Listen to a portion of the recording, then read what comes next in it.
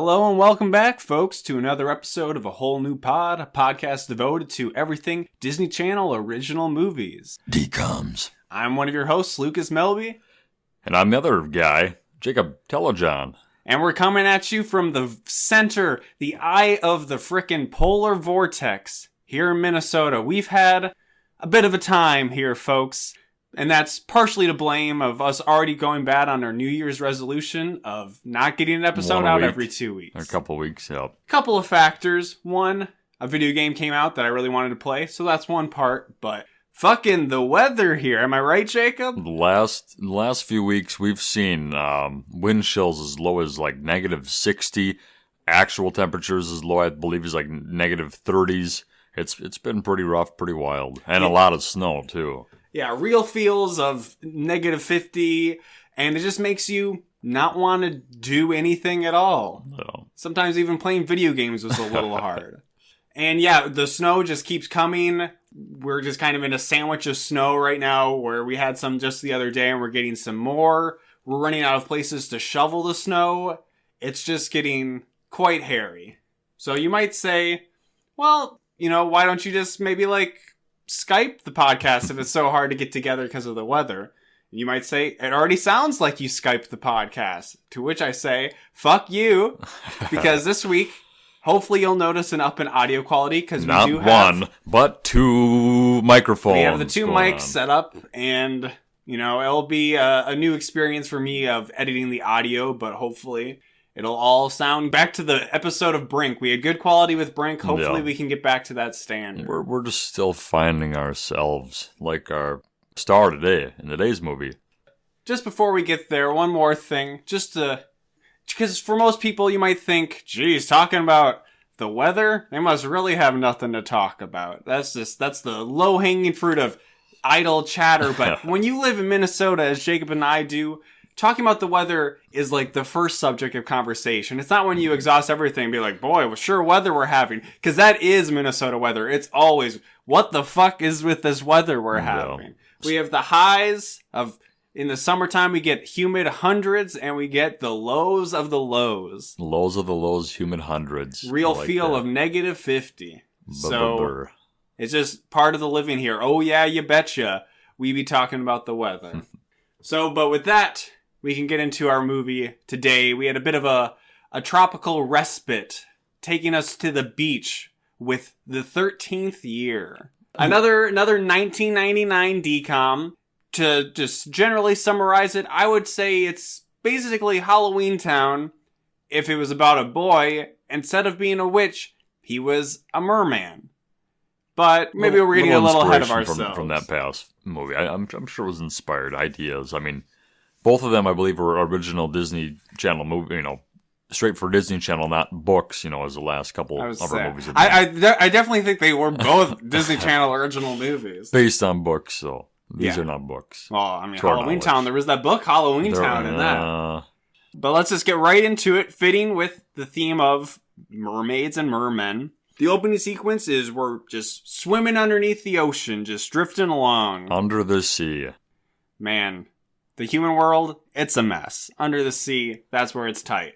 And it's tight well, maybe I shouldn't say this now. My. Mama Mermaid swimming along in that ocean. We see with her, she has a little baby boy with her, presumably a baby merboy. But they run into some difficulty really quick because there's a fisherman who will turn out to be a more important character that we'll introduce in greater detail later on. But a fisherman catches something on his radar. He just thinks it's a big fish. A big fish. He sees some splashing in the water. He's trying to track down this big fish. Which he yells out, "That's a big fish!" And we still had the audio a little low when we were watching it, and I thought he said I thought he said bitch. And I'm like, that's a big bitch! Getting raw early on with this DCOM here. So he immediately takes off in his boat, chases after them. Mermom, she's feeling the heat. Stress. She's like, I gotta put my baby to safety, because I guess she can't swim fast enough while holding a baby. Makes sense. So she drops off this baby on just a dock somewhere just that had like a bag, and she drops this baby off in there, and it's the most miserable looking baby I've ever seen. Yeah. I feel bad for that baby because its parents were like, "Yo, we're gonna get our kid in a movie. They're gonna be a child star," and it was just the baby has to be wet and just wrapped in netting. Yeah, it's just very miserable looking child. It was crying. Yeah, I wonder what they had to do to get the baby to cry. Probably pinched it or probably nothing. Just being wet was enough to have it be like submerged that. Its head completely underwater. So then Mermom swims away, tries to, I don't know, shake the fisherman or distract him, and she's successful because the fisherman, he's getting excited. She's like waving at him and stuff. Yeah. Probably showed him her titties. You know, who all knows what happens? Whoa, Jacob. He's getting too far. He lets go of the wheel. Yeah, as this is all happening too, he's like, "I'm gonna get famous." Yeah, and he was yelling, so everybody could hear him. But then yeehaw! I got myself a mermaid here. We see him disappear behind a lighthouse, followed by a sudden crash. Yeah, bang-a-boom. They're not going to destroy a boat in a Disney Channel original movie. They can't destroy that much stuff. But only satellite dishes. That's about their budget. We do see the boat. It's hit the rocks. But the baby is found by a young couple who are on another boat, just kind of tooling around. And we get a little background chatter about, oh, why did we come here? Very, very expository dialogue. Why did we come here? To tour. Yeah, to start a touring business, get away. The mom, who we'll quickly find out is a bit of a hippie, says something along the lines that, we came here to get away from the capitalistic bourgeois life or something. And it's like, okay, 1999 Disney Channel, take it a little easy. Yeah. But they find the baby, and the wife immediately... They hear the baby several times, like, what is that noise? I heard it before. What is that noise? It's a baby crying. A baby crying! And then they run back and check the back of the boat and see said... And they say, that's definitely a baby. It's definitely a baby. Can we keep him? Yep, the wife immediately asks if they can keep him. And this isn't a dollar bill you just find laying on the ground. Yeah, that's along those lines is what the husband says, but they end up keeping him. Yeah. And they're walking away with the baby in tow, and then we see Mermom pop her head out of the water again, presumably because she's coming back to collect her baby after shaking off the fisherman. Yeah. But then she sees that he's gone. Gone, and she's sad. And then we get title card 13 years later. Bam! Bingo. We got our young baby, and he ain't a young baby no more. He's a 13-year-old boy. Not quite yet, not 13. Yet, this is 13 years later. It's a couple... Yeah, so it's like, was this the day he was born that she was out swimming with him? Maybe.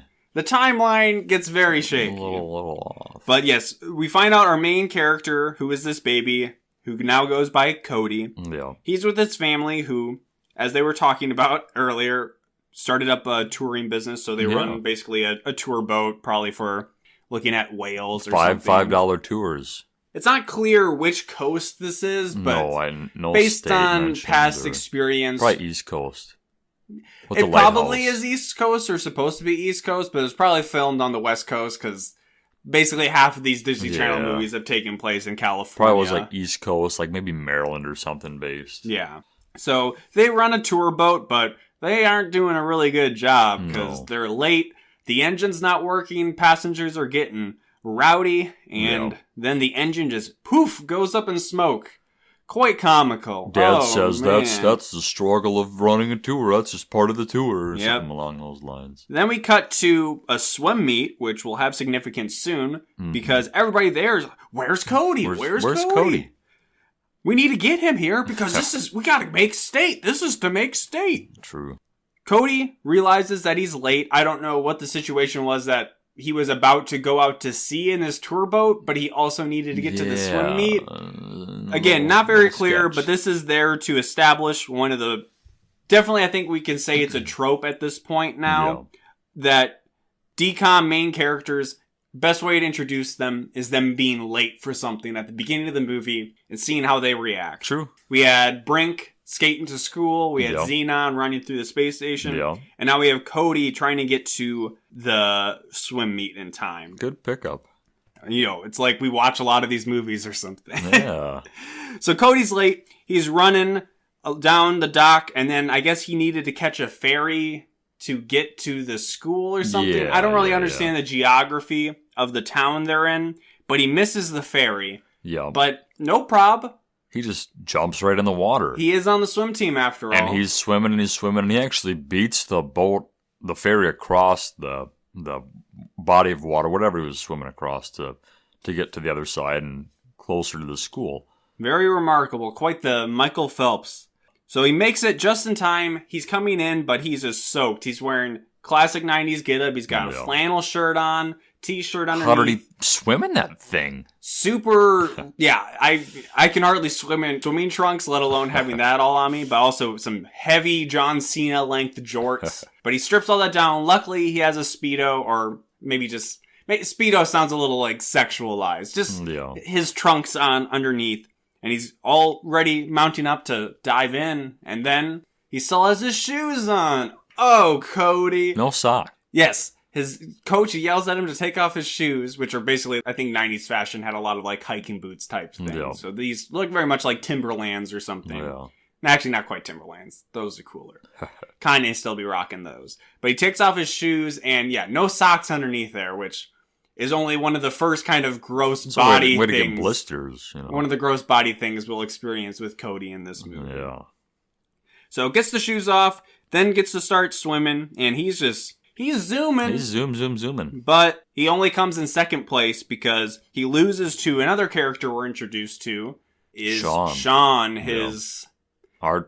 He seems to be at this beginning because he's kind of a dick that he's you'll always come in second place to me, that he would be the rival or like the antagonist, but they're still kind of friends. But he's actually he's very good friends with them, as we'll see later on.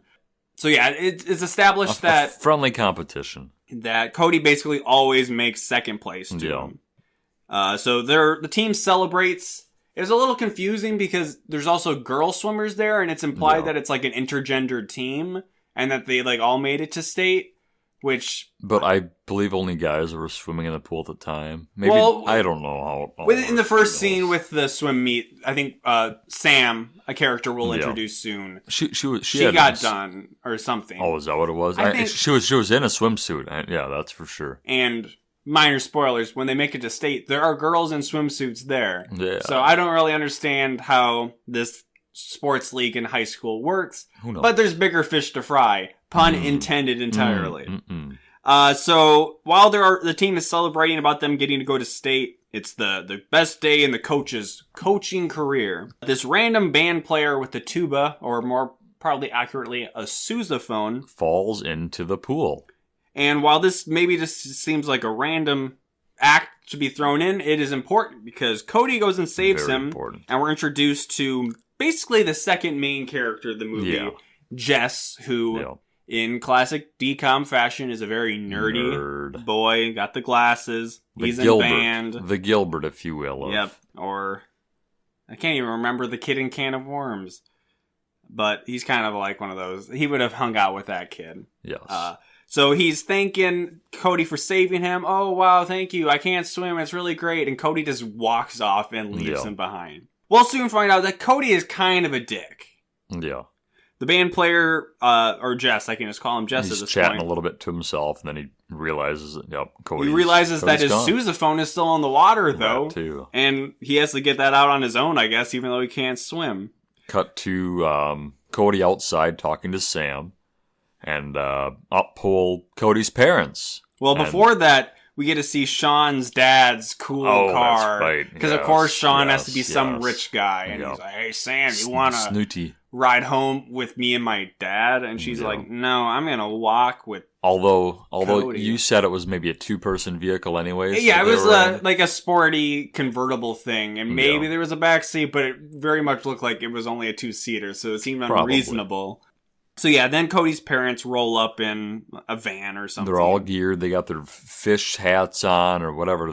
Cody's school's team is the Marlins, so some of the band members or fans have fish hat paraphernalia. So I guess I didn't end up walking home. And are you two an item? Also something the parents say because they see Sam and Cody. And they are. They are dating. Breaking with DCOM tradition, there is not necessarily a love interest pursuit. It's just It's already there. Yeah, already established. So that's just one of the breaks or character differences that we'll see with Cody as we move along. Yeah. But before that, we get introduced to a character we had already seen briefly, but more seriously introduced now is Big John, who was the fisherman from the beginning who was trying to chase down the mermom and her son. Mr. Wheatley. Last name Wheatley. Very few people call him that. But we see him at the docks getting off his boat, and he's just getting ridiculed by some of the other fishermen because he believes in mermaids, and they're all like, "Hey, John, tell us about that there girl you say you saw in the water." And one's like, "Yeah, I'll take a mermaid to my poker game with Bigfoot and, I don't know, a banshee or something." But we also find out that nerdy kid Jess is Big John's son because he comes home and asks for Big John's help with drying out his sousaphone. Yeah. Which I just thought was funny because again. He says again. Oh, again. Can you help me dry it out again? Which implies that this has happened before. Yeah. And I guess it was a different time where somebody other than Cody had to save him. But we don't know how we got it out of the pool. No. It's the biggest mystery in this movie. Next day at school, we get to find out that Cody is basically... No, it's not even just implied. It is stated by characters that Cody is so popular. He is the most popular Very kid in popular, school. And which makes his girlfriend Sam the most popular girl in school. So really turning some tropes weird. on the head that he's immediately popular, so he's not like... He should be the second most popular with Sean winning, but I don't know how we got first. I don't know. He's not like the kid in Can of Worms. He's immediately the most popular. He's already got a girlfriend. Yeah. Everything's coming up Cody, pretty much. Yeah. He's walking down the hallways and basically doing just shy of finger guns pointing at people. Hey, how's it going? He's the Fonz of this school. Wow. But he's got his flaws because he's apparently a fucking idiot. Yeah. Because he got an F. Big old F. The big red F. F for fucking idiot. And what was it, biology? Yeah, no, biology. Biology. And he's kind of just a douche, too. He's just kind of... He like shows Sean, like, 'cause he's like, yeah, look at this, got a shit grade, you know, he kind of like... And he's kind of just dismissive to grades. the teacher and stuff. Yeah. I was not immediately infatuated with Cody. Not really hateable, but not too likable. He's also... A lot of the acting... Most of the child actors in DCOMs have been, at worst, serviceable, but generally decent. Yeah. Most of the kids, especially Cody in this movie, are fucking terrible. Yeah, I don't know. Like Lucas had mentioned when we were watching, his line, the way he was... Like, he'd kind of whisper a lot, or he'd state stuff in, like, question form. Yeah. Kind of thing. He just wasn't genuine with like how he was talking, so all of his lines either came off as kind of sarcastic, or if he was like asking a question when he wasn't. Which some Christopher Walken type stuff. Sure, I was thinking of the Bella Twins from WWE because they're bad actors too. But sure, throw Christopher Walken under the bus here. The thing is about Cody is he doesn't know whether or not he's asking a question or stating a fact. That was really bad. Yep, and I have the power within me to have cut that out of the episode, and no, that's all staying right in there.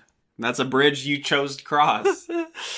So, getting back to biology class, at the end of the class, the students are paired up with the partners they're going to have for the next unit, which is marine biology. And wouldn't you know it, Cody gets paired up with Jess. Some might even say, fortunately, he gets paired up with Jess, because Jess is... A nerd. Geek, a nerd, yeah. He knows his shit. And not even just a nerd. He's apparently marine biology is his passion. His dad is Big John, after all. Yeah. So I guess it kind of runs in the family. Basically, Jess is kind of giving him the lowdown and being like, hey, I know you're not psyched to be my partner, but like I'm really good at marine biology. And this whole time he's just rattling on, kind of like he did at the poolside. Cody is just... at the drinking fountain. Guzzling that water. Yeah, guzzling. He is a thirsty boy. Yeah. And Jess points out, you're drinking a lot of water. And he just says, what? I'm thirsty. And that, based on what we were just talking about, that's about as good as most of his line delivery was. Yeah. But Jess is, like a good nerd, trying to get on top of the project, work on it as soon as possible. But Cody's got other plans because it's Cody's birthday. Hey, yeah, we getting down. 13th birthday. Sweet 13, y'all know what I'm saying? Yeah. And he does invite Jess to his house for his birthday. Yeah. But we'll find out he didn't really mean No. So at his birthday, we get a little more from his parents, or his mom specifically, being a bit of a hippie because she makes a dairy-free cake fat-free or something. He said some other word, I can't remember. And it's just terrible. Yeah. Just a terrible Icky cake. pooey. So Cody tries to sneak off to avoid having to eat the cake. Yeah. And then meets up with Sam inside of the house. And Sam has a nice present for him. Ooh. A picture frame with her picture in it, which I was just going to say, you could just say a picture, imply that it's in a frame, but... Of her. Yes. And as she's giving it to him, he's like, wow, this is so nice. And there's this random breeze that starts blowing her hair back. I have another present for you, too. And then... Cody. They kiss! They kiss, and it's a shock. It's boom, bang, bop! A literal shock, because there's some electricity that sparks between them, and not... Yeah. We're not talking figuratively here. We're talking literally. So, again, already getting a kiss in this movie. This is probably the first 20 minutes. But then Cody says, we could try that again. Because it didn't go well, because there was fucking a shock between them. And Electric, and Sam says, maybe next birthday. Oh, roasting. Implying that they're going to be together a whole other year. And as we'll see during this, movie, they have some up and down in the relationship. It's tough. There's some obstacles they have to overcome. Tough. Later in the party, Jess shows up on his bike, wearing a helmet, looking like a real nerd. Yeah. Got a present for him because, if you're going to a party, you gotta have a present. Gotta have a gift. And Cody just acts like a total dick. Sean's like, why'd you invite him? And Cody's all, well, I didn't think he'd actually come. But like, yeah, and then Sean keeps throwing shade at Jess, and Cody's, you can kind of tell that he doesn't want to keep talking crap about him. You can kind of see it on his face. He didn't really. I saw that. I think you're giving Cody too much credit. I saw that. I noticed that he was feeling a little. If this was another DCOM, we would see that Cody was a good guy earlier on. I don't know if we ever really get to see Cody learn much of a lesson or really grow much in this movie. But we can save that for later on in the discussion. Because Jess is noticing them kind of checking him out, looking at him, and they're laughing at him and stuff. And he feels put off, so he brings the present that he had got for Cody and gives it to the hippie mother and takes off. And the present is set aside somewhere to later be found. Right before bed, his parents are, wow, it's so crazy, you're 13. And, all right, we'll leave you. Oh, what's this? There's one more present, and it's the one from Jess. And he opens it, and it's a nice copy of 20,000 Leagues Under the Sea by, I think that's Jules Verne. Maybe Verne. I believe it's Jules Verne. So, a cool gift, and thematically consistent with the rest of the movie. Yeah. Then, in his dream, because he goes to sleep, in the dream, he is swimming in the sea. There's a light around. He's I don't know if you saw the figure in this dream or not. I think he might have. He sees someone, figure. But I think it's fairly indistinct. Yeah, you don't see the face or the body or whatever. But we do see outside of the window, the mom's kind of checking. You see her her head's poked out of the water, kind of checking specifically in the mer mom, not his Earth mom. Yes, not the hippie Earth mom. The mer mom. She's all about Mother Earth. Tara. Gotta get in touch with your chakra. Oh my. I've met some people. Mermom's checking in on him. So it's implied that her presence is probably something related to what's triggering with him in this dreamscape, if you will. Yeah. Next morning, Cody wakes up to his alarm, immediately hits it, but some more electricity comes out. That's right. Shocks the alarm clock and it starts spins going it forward, crazy. Yeah. Well, that's weird.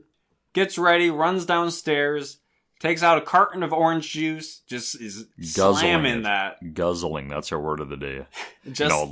Opposite of eating Shaggy from Scooby-Doo would be. He's always thirsty, always has to be drinking.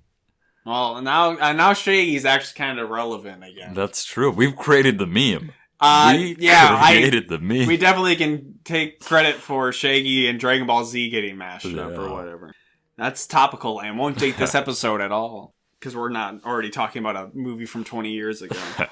So yeah, he drinks this whole carton of OJ, and his mom's like, whoa. But then as he's trying to put down the carton, he figures out that he can't put down the carton. It's stuck because he's got weird super grip. I don't know. It's very much a Peter Parker kind of sticky finger situation. Yeah, I never really would have related that to fish. Well, neither with the electricity. That's a good point. Because as you can already tell, this story, if you're familiar with the origins of Aquaman, it's very similar to his origins, where he comes from like an Atlantean mom and a Earth or land dad. It's a little muddled, but he grows up on Earth, but he's got these special properties. It's very similar. Gotcha. Or just Halloween Town, except with a boy and a mermaid. There you go. But as he gets the carton eventually off of his hand, but then he just is like looking at his hands, moving them all around, and there's this weird thing where his mom starts doing it. Yeah, I don't know if she thinks... I don't think she's mocking him. I think she's like, I don't know what she's doing. She's getting in touch with his, his aura. Then the dad comes in and starts doing it, but he's mocking them, I think. Yeah, I don't know if she thinks it's like the next cool thing. She's just trying to figure out, and the dad comes in and is like, the fuck y'all doing in here? It's a little goofy. So later that day, Cody meets up with Jess, who is exploring a tide pool. He's got his head buried in the water of the tide pool, and Cody kind of frightens him, and Jess is like, ooh-ah. Yeah, and Cody's laughing at him, and Jess kind of is annoyed. Because, as he should be, because this is just after the birthday party, and he kind of just got blown off by him. Yeah. And I feel you might be able to gather this from the podcast so far, but I was definitely a nerd growing up. And nerds, you grow to be self-deprecating because a good defense is using humor, and a good way to not get somebody to make fun of you is to beat them to the punch. Make fun of yourself. Yeah. Which Jess does on more than one occasion in this film. Yeah, Jess goes in hard on himself, harder than even like Sean, really. Yeah. So Cody tries to make good with Jess and was like, Jess, you're really smart. You want to help me with, homework and stuff? Yeah. And Jess is like, well, not really, but what, are you going to like beat me up or something? And Cody's response, mostly probably just due to the actor, is kind of like, no. Basically sound like, well, probably not, but not like the kind of thing that you would expect from a Disney Channel character of being like, no, of course not. I wouldn't beat you up. It was more like, yeah, probably not. Not today. But they kind of hatch a deal because Jess is obviously really smart. Yeah. But Cody, what does he have to offer? He's really good at swimming. And Jess, as we saw at the beginning with his tuba, cannot swim. Wants to learn to swim. So that's the deal. Yeah. Jess notices that Cody in this scene has scales that have sprouted on his hand. True. Which he later looks up and... It becomes a big deal, yeah. Yeah. It definitely, it already becomes clear later on in the movie, but it's kind of a metaphor for puberty. It's very, very on the nose. So it's implied that Jess must have just seen these scales because they were at this beach by this tide pool. He'd touched the water or something. Yeah. And he just... If he touched water, got near water, he would get all... Yeah, he runs home, is freaking out in his bathroom. Very classic scene in some of these movies. I think we'll get treated to this in Luck of the Irish later on, of just looking in the mirror. What's happening? I'm changing. Yeah. Or it's kind of even like a Goosebumps thing, Haunted Mask or whatever. His mom calling Cody, you've been in there a while. Is everything okay?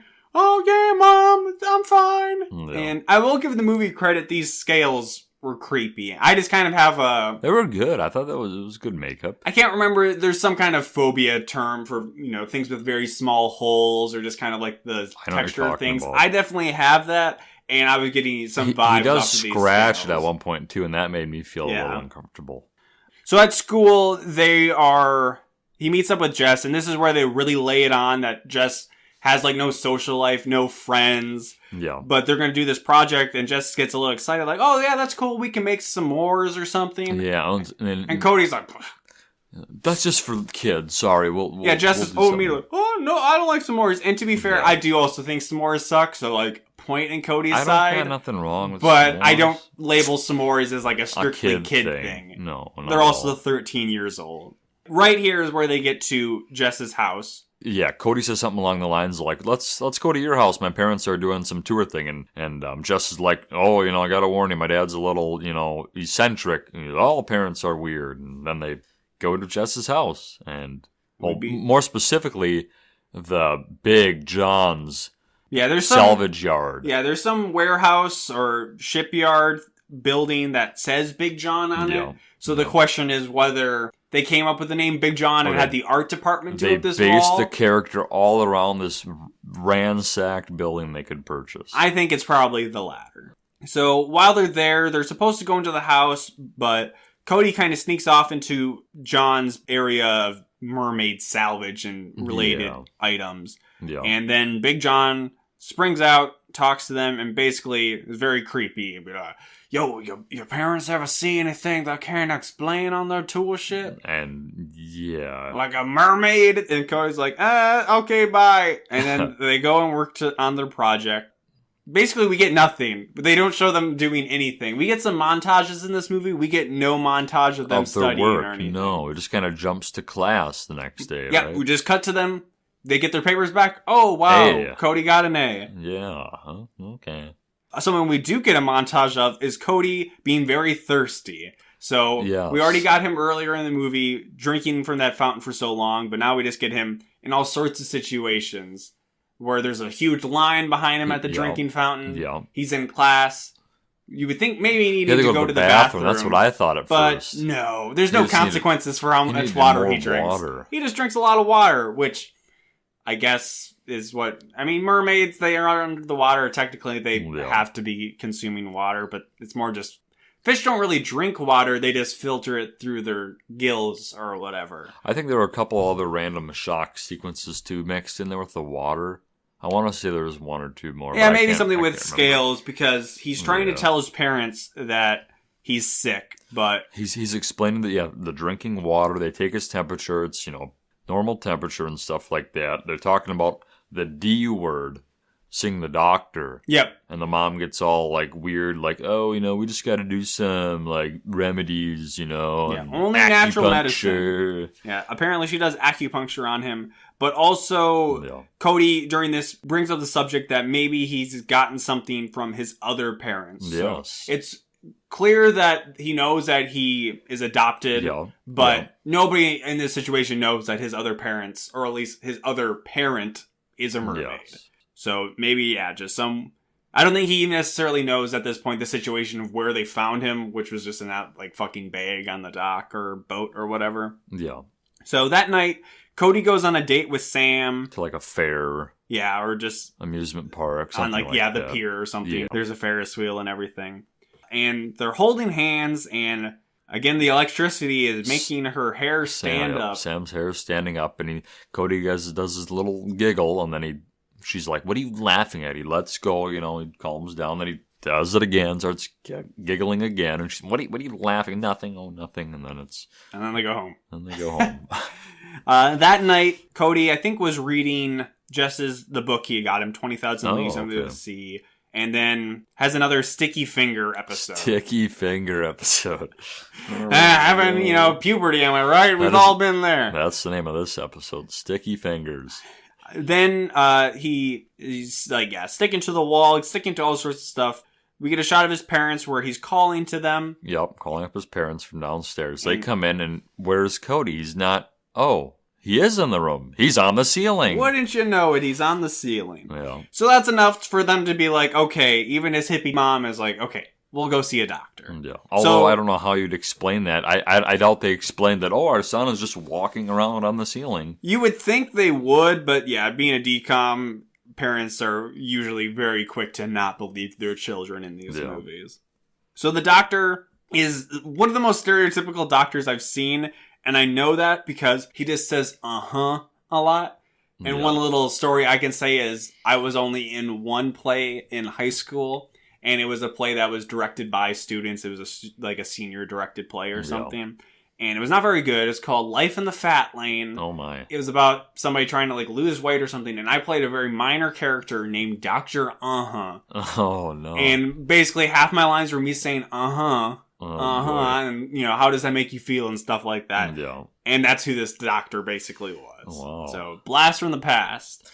While I was maybe going through puberty, that's what this doctor thinks Cody's puberty, going that's through. his diagnosis, puberty. You get hair in places, you stick to walls. It's, it's all it's all boilerplate. So Cody is kind of exasperated with this news and is kind of giving it to Jess, saying, "This is crazy. Nobody believes me. This can't be puberty." And again, Jess, going in kind of hard on himself, says, "Well, I haven't gone through puberty yet, but I am a brilliant guy," which at least he was able to compliment himself there. Yeah. But I thought that was kind of just a funny line.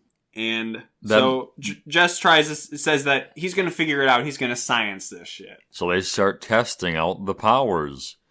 This is another montage. So we got the drinking montage, and now we got the science montage. Yeah, I know there was one where they're harnessing his energy, his electrical ability, and they're kind of like shooting it from his palms or something. Well, he gives him a light bulb. Oh, and then he's able to power the light bulb. And then they say, use the force. Star Wars references, yes. Looking at his scales. And then also... Is this when he jumps out the water the first time? No. He does that twice in the movie. Yeah, no, that's still coming. But something else that jumps out of the water is a fish in a tank. So like Aquaman, he is... I'm going to nerd out here. Aquaman cannot talk to fish, but he's able to influence them because fish are too dumb to talk. Their brains are too small, but he's able to influence them. So like Aquaman, Cody is able to influence the ship to jump out of an aquarium tank, which is pretty wild and does not come into play at any other point in this movie. Yeah. Probably just because they were trying to do some form of Aquaman, and that seemed like a good way to go, where they could just steal that for this movie. Yeah. The conclusion that Jess gets to is that Cody needs to stay away from water. It seems to manifest his worst conditions when he gets wet or something. That's when these scales are coming out. But Cody, man, I just feel at home in the water. Yeah. It's where I gotta be. Yeah. Also, we're gonna be at the state swimming meet. Yeah. So he's not really listening to Jess's advice. At home, Jess is looking through his dad's mermaid stuff, and Big John comes in. You got an interest in mermaids now, boy? And there's a bit of a nice father-son moment, because, They do. They have a few-minute talk. It's something Big John is very passionate about. They get to share. Big John shows them a picture of a mermaid that was from some guy in, like, Scandinavia or something. He took the picture, and nobody believed him. But then, like, the moral of the story was that... John's like, it wasn't a mermaid. It was somebody in a scuba suit. He's like, I don't believe him. It's all silly. Yeah, he doesn't believe him, but he keeps the picture because it reminds him that there's somebody crazier than him. Yes. That John believes in mermaids. They're out there, but this guy didn't find a mermaid, so I'm going to make fun of him. So that was a little weird. But then another nice father-son moment, Jess gets to say, "You're not crazy, Dad." Yeah. Oh, shucks, son. That's nice. I know I'm not crazy. Then Jess also finds some page that is very convenient that says mermaids, when they're young, can live with humans. Yeah. And up to their 13th birthday. 13th year, which just happened for Cody. Who wrote this down? When has this ever happened? It's pretty convenient. Definitely was not the plan of Cody's mermom that she wanted to lose her son. So this situation, I feel like, would have to be so rare, and so rare for somebody on Earth to find out about it, to then write a page that somehow Big John was able to track down for Jess to read right here. So it's a very serendipitous series of events that have led to this, but it sparks an idea in Jess, and he broaches the subject with Cody and kind of just breaks it to him that, I think you're a mermaid. A merman. Or, a mermaid. Yes. There are gender terms. We got mermaid and merman. Politically correct. You can't just say, well, I guess you could say it's a merperson. Mer people. Yep. Obviously, Cody does not want to believe this. That's crazy. There has to be some other explanation. And then I believe this is when they start comparing the scales. Yeah, it's in this scene where they compare a scale that came off of Cody. Yeah. And it's essentially identical to a fish scale. Yeah. But this kind of precipitates Cody wanting to meet his real parents. So he asks his parents, can I meet my real parents? And then they tell him that he was just found. Yeah. Like on the boat or the back of the boat. They just out in the middle of the water. They didn't know where he came from, kind of thing. And his parents are still like, well, we don't really know what's going on, but he's telling them that he's swimming faster, that he's dreaming, and in his dreams he can breathe underwater. Yeah, they know that he has the sticky fingers, clearly. And then I think he must just douse himself in some water and just shows off like an arm length of scales to his parents. Yeah. And that's what gets them to tell him. And then his dad says the same advice that Jess had given him, that he needs to stay away from water. Yeah. And then we get a good Disney Channel moment of, but Dad, but Mom, I'm swimming. And they're like, dude, you're dumb, stop. That night, Cody has another dream. He wakes the next morning after this, it's another swimming around dream. He wakes the next morning and overhears his parents debating what to do. They're worried about him. They're getting afraid. Taken by the government and tested for his sticky hands. Normal parent stuff. Oh, we can't let this get out because our son will get dissected by the government. Which probably isn't too far off from what would happen. Yeah. America, am I right? Fuck yeah. Big John can tell you about America. Big John. They're putting... What are in them chemtrails? You don't know. They're trying to hide the mermaid conspiracy. The truth is out there. Our Alex Jones of the 90s. Come on, Jess. So Cody, kind of is worried about this, and he's going out, and he just ignores them and goes swimming in the ocean. Yeah. He swims out to, I can't remember like the technical term. The buoy? Yeah, that's what I thought, a buoy. One of those kind of floating bell-like things in the water. He swims out to that because that's something that's from his window. He sees a lot. And he thinks maybe he has like a connection to that area or something. And he does. And yeah, he does, because we see Mermom is there. She's creeping around. Creeping on him, yeah. But Cody does not see her. And Mermom has not aged a bit in 13 years. No. She still looks 25. To be fair, the land parents don't really look that much different than their younger selves. They don't. But he seems to think he's feeling better. He's not seeing any fins or scales or anything on him. Yeah. And he starts doing some weird dancing or swimming in the water he's getting pretty wild in the water. A lot of, like you said, a lot of spinning and a lot of twirls. The best comparison I could think of is in the movie Footloose, where there's the scene in the abandoned industrial area where Kevin Bacon is basically dancing his anger out. Yeah. That was kind of what he was doing with the vibes swimming. You're feeling. Fair. And I think this is the point where he might jump out of the water and kind of just do like a like fist pump thing in the air. Yeah. Then he swims the shore, and you know what? He's not all right because he has a fin on his arm or on both of his arms or something. That's not good. And then, conveniently enough, here comes Sam. I wouldn't say that's very inconvenient. Yes. It's a real ruh-roh situation. Reich's raggy. Exactly. Cody's trying to get rid of her, kind of blows her off, and she's not happy with him because I think with everything that's been going on, that she hasn't really been spending much time with him because he's been spending too much time with that Jess. I don't understand you. So she leaves, and things are just not going well between them. Yeah. At one of their swimming lessons, Jess is really struggling. He's still wearing a bunch of floaties. He's got like 2 inner tubes. He's got the arm floaties.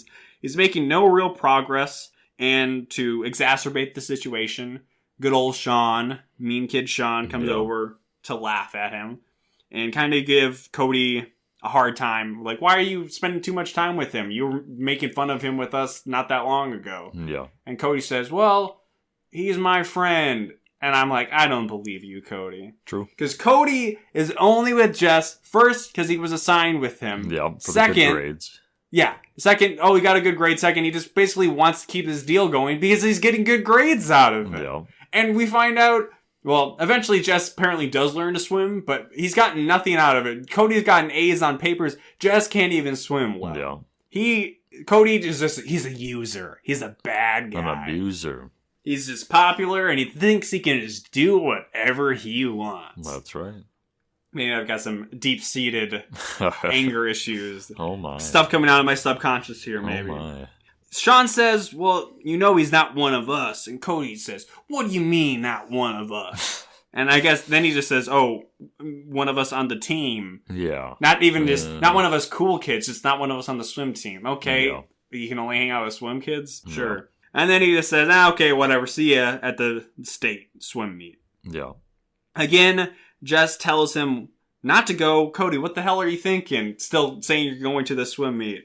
And Cody, again, is this wishy-washy, I gotta do the swimming thing. That's my jam. Jam. But then we see that Cody didn't go to the swim meet because we get another check-in at the meet where, where's Cody? Where's Cody? Cody's at home, in bed, sick. And he didn't go because his parents, just pressured him. I shouldn't say pressured him. Convinced advised him. Yeah, advised him. That's a good word. Advised to not go. Yeah. But he sneaks out anyways. His parents come to check in him, and then as soon as they leave, he flips off the covers, and he's fully dressed. He's got his swim bag. He's ready to rock and roll. Just like Brink sneaking off to the first... True. Meet. I can't remember the name of that ridiculous team, but... X-Blades. Blades. Yeah. Blast from the past. So... This implies that wherever the state meet is, it is within the ability of Cody to walk or run there. Or swim. But he doesn't show up wet. And at this point, Jacob suggested, well, maybe it's at his school, which should be fine. Except earlier in the movie, Cody's coach says this is the first time anybody from their school, any team, has ever made state. So they wouldn't host the state swim meet at a school that has never had it before. So it's just... It doesn't matter, but these are the things that I get hooked up on. He's going to be worried about this all night. This is what I got to go. Well, actually, I don't want to scream a plot hole, because I don't even know if it really is a plot hole, or whatever is a plot hole, but it's a hole. This movie makes you want to go in a hole. So Cody gets there, he's swimming real good. He's just a real good swimmer. And then his parents soon notice that he's gone.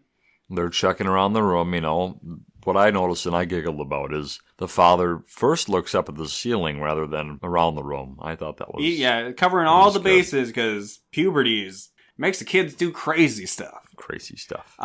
Cody sets a new state record. That's how good he was swimming. And as he's swimming, Big John is in attendance. He's got the binoculars out, eyeing Cody. Yeah, not that big of a swimming area, but he really needs to hone in, get the details. Yes. He sees his fins... briefly, but then he's distracted by Jess, who's like, Dad, what are you doing here? Yeah, Which it also is like, why is Jess here? Because he's not playing in the band or anything. No. So that extra seems to imply that it's not at their school. So I don't know where it is. Who knows? But somebody else who sees that these fins have surfaced on Cody is Sean who finishes in second place behind him, which... is something that does not normally happen. No. So he knows something's up and he thinks that he's cheating. So Cody needs a quick distraction. So he grabs a covering of electrical wires or something. That's in the pool. It is the craziest thing. He grabs this thing to use his electrical powers, but it is in the water. So A, it should not be there.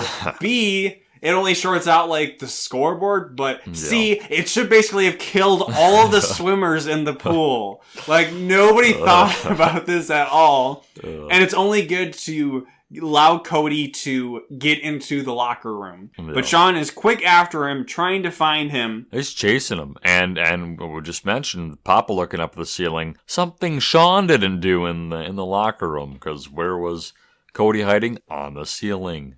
Classic Cody. But then, speaking of Cody's parents, they show up just in time as he's running out to take him home.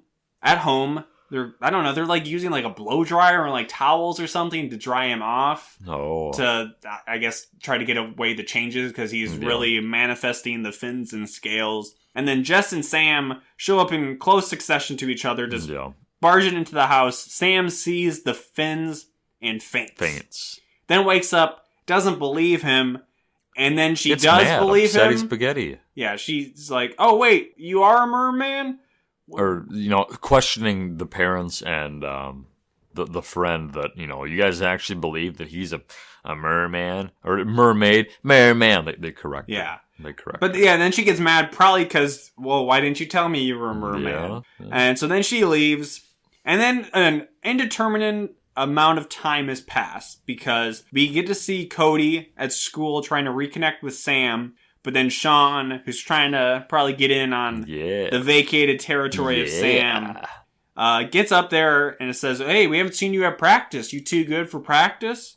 Which, if they already made it to state, usually in high school sports, they stop practicing. Yeah. Whatever. But again, some amount of time has passed. We don't know how much time. But he hasn't been going to practice. And then Sean accuses him of thinking he's too good for practice and that he is maybe using steroids or something to cheat. Yeah. Because he was tired of being a loser. Yeah. And that pisses off Cody and they get into a fight. And then Jess quickly appears to try to de-escalate the situation. Me up. Who's going to beat me up if you guys are beating up each other? Again, he was going so hard on himself, saying, it's my job description. I'm the nerd. Beat me up. What am I supposed to do in passing time between the hallways? I like how all characters in this movie, we imply have an accent, and really the only one that does is kind of Big John, but still not even Cody that much. Had a little bit of a Cody had something going on where I thought that maybe he was Canadian or something, but I looked it up and he's from Colorado. So Jess tries to break up the fight. It doesn't work, but then I think a principal or a teacher shows up to break it up. Yeah. And I feel Sean he's a dick, but he's somewhat justified in being mad at Cody because he is basically cheating, you know. True. He's using performance-enhancing fins genes from being a fucking merman. So Cody is out swimming. He swims out that night, and he finally encounters his mom. And then they're under the water, and it's a weird moment where they are, like, almost touching hands. It's almost like the alien... I can't remember, the weird Teletubby alien in Can of Worms where he has that telepathic connection with the main character, and there's like rainbow glows around their hand, but then they're kind of shaken out of this state because a boat passes above them. And wouldn't you know it, it's Big John's boat, and he sees the mom swimming away and laughs maniacally because he feels justified and vindicated that, yes, mermaids are real, I knew it. Yeah. So, cut to the next day. Jess sees his dad on his boat, and he's got a net, and he asks, Dad, what's that net for? Why, boy, it's for mermaids. Find ourselves a mermaid. What else would it be for? This is a point around this point where I was wondering, what happened to Big Mama, or whoever John had. Big Johnita. During the discussion of the photo, I thought it was going to go in the direction where, like, no, we believed him. He was so discredited and this guy lost everything. And then John, it was supposed to be like a parallel for John. The wife left him. But then it was just like, John's like, no, that guy was an idiot. So, yeah, maybe there was never a Big Mama. But whose house would they go to then?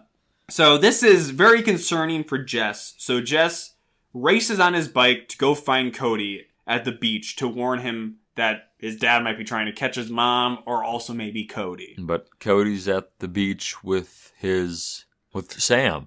Yep, Sam has already beaten him there. Yeah. And they're kind of making up, but then Cody, trying to prove more to Sam, signals out to the buoy area of the sea to his mom there, who then sticks her head out, and it's like, oh, cool, but then he has this big reaction where he collapses. He gets the fins all of a sudden. Pain in the tummy.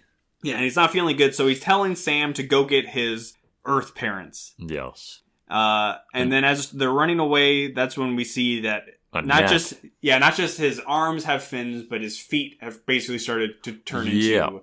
They haven't combined, though. Just like one of them was like a fin. They don't got that technology. No. They combine off camera later on. One had turned into like a flipper. Yep. So in between Sam leaving, but before Jess gets there, Big John essentially abducts Cody. Takes him onto his boat and is both caring for him, but just caring for him by like covering him with water, which was manifest the condition more from him. Yeah. And I don't know if this is meant to more bait out his mom, but it's definitely him taking Cody is to attract the mermom to the boat, and that's what happened. So I never understood why did so now that he has Cody, who's a mermaid or merman transitioning, why does he need the mom though? He's already got his because you need a mermaid. Everybody wants Ariel to be real. They don't just want a boy with a tail. That's nothing special. Come on. Good point. So Big John is able to successfully catch the mom in the net. Yeah. And then I don't know if Jess got onto the boat somehow, or it's just very close to shore, or attached to a dock or something. Somehow Jess gets onto the boat too. They must have got onto the shore. I don't know. I don't remember how that happened either.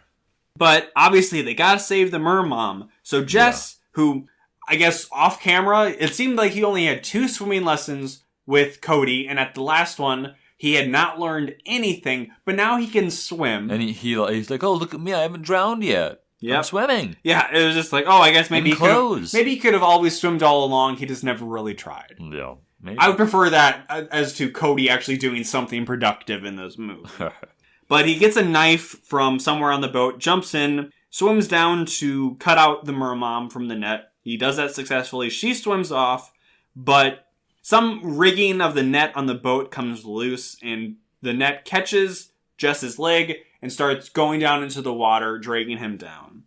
Big John is very distressed. He's going to save his son, but Cody gets to him first. They bring him out of the water, but he's not breathing. No. So then Sam, who is around with Cody's parents, comes over and gives him CPR. And this is where it would never happen, but the only way to redeem this movie is if Jess then just immediately, like in The Sandlot, his eyes just like perk up and he's like, yes, this is my master plan all along. I orchestrated this for me to get a kiss from... He could really be like, Cody, I hated you, and I wanted to steal a kiss from your girlfriend. And yes, Mermom was in on it the whole time. Thank you, Mermom. Please stand up. Yes, wave. Wave your big fin. But unfortunately, that was not the case, and Jess still was not breathing. But then Cody gets the great idea that he's able to shock him with like his fingers is like what are those? Defibrillator, defibrillator Which pads. You have to have some technical expertise to really use them, but Cody's just like, I'm hitting you or poking you. Doing it pretty good. He was really just, And of course, it worked. It did. Well, after like 3 or 4 times. Yeah, he didn't even say clear. He didn't even rub his he should have rubbed his hands together. That would have been good. But it worked.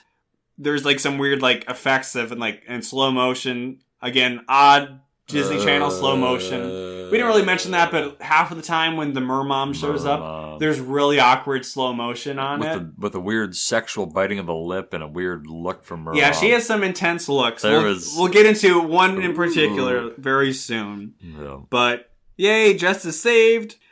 Big John, who was made a villain very briefly, is now redeemed because...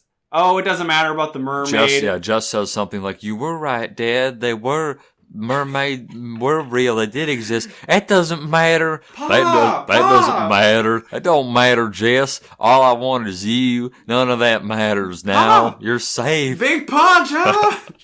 So yeah, John is all happy because his son is saved, even though basically he put him at risk because of all these situations anyways. Yeah.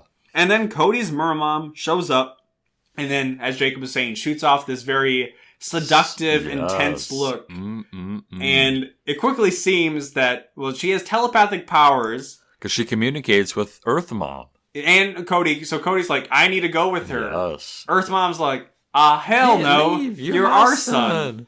And then she just stares at Earth Mom. Mom. And is like, Earth Mom. Kind of felt like intimidation. Or it was intense where she's like, I own him. He's my son. Yeah. I'm his mother now. And then Earth Mom just goes, oh, okay. She says you'll come back to us eventually. By school. You'll be back by school time. Yeah. So it's like, wait, was this the last day of school? With the meet being the state finals, might, be the end of the school year. So maybe it is, I mean, it could be. I mean, that's the only thing that makes sense because it's not like, oh, you'll be back before school starts. And it's like, is that the next morning? It's just very confusing. One day at a time. But she's taking him away to, I guess, learn the ways of the merperson. Yes. But nothing in that page that just read implies that mer people can live this dual life because he's not like Aquaman. He doesn't have a parent from Earth and from Atlantis or anything. Whatever. He swims off. Cody's parents are cool with this. Quickly convinced that this is okay, which just seems crazy. And then quickly, underwater, Jess, the moment we've all been waiting for, turns into a merman. And dives out of the water. Out of the water. In the worst display of special effects, I think, in any DCOM so far. It's pretty bad. Absolutely terrible green screen where he's jumping out and, like, the boats behind him are very clearly fake. He's very clearly on a green screen. It wasn't even, like, the family was in the background. And it was accompanied by some, like, fish-like noises, like dolphin noises, I think it was. I couldn't hear what the noises were because I was just yelling. I was basically going, oh no! It was wild. It was awful. And yeah, that's the end of the movie. It very unceremoniously just kind of fades to black. That's it. And then goes to credits where we... The song. The 13th Year song. We get treated Love that. like Xenon to an original song. This one was more like...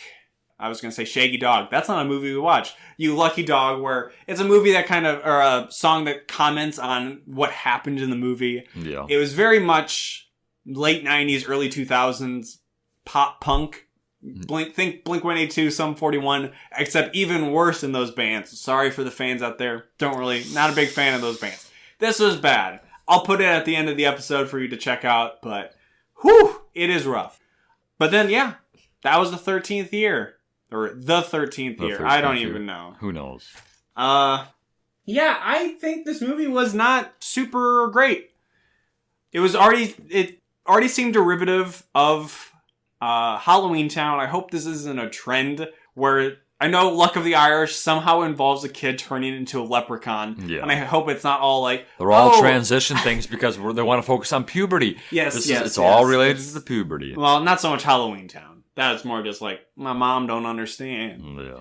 But yeah, hopefully it's not all hit a birthday and then you turn into some weird magical thing. Yeah. But I just had an issue with the character of Cody where... Again, he didn't really seem to learn anything. He just used Jess, and things turned out all right.